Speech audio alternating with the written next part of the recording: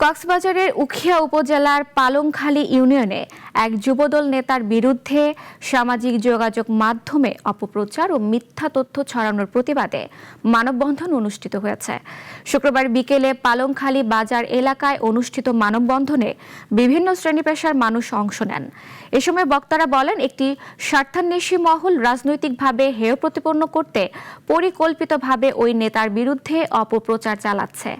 এসব বিভ্রান্তিকর তথ্য প্রচার বন্ধে প্রশাসনের হস্তক্ষেপ কামনা করেন তারা।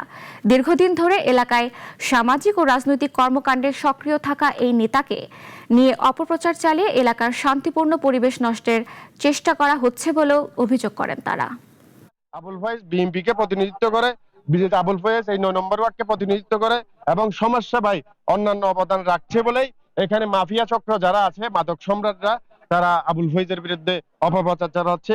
আমার স্বামীকে ওরা জোর করে মানে অপরাধী করতে চাচ্ছে। ওনারা তো দিকন ভিডিও গান ওনারা মানে আজ আমি হাইজাব গজ্জ হয়ে রে। আমি কোরআন শরীফ মাথা নিয়ে বলতেছি, যারা আমাকে ওরা বলতেছে পালংখালী থেকে আমি ওদেরকে কিডন্যাপ করে নিয়ে গেছি। একজনে বলছে আমি ক্যাম্পে নিয়ে গেছি, আরেকজনে কি শোনাই না কোথায় নিয়ে গেছি বলে।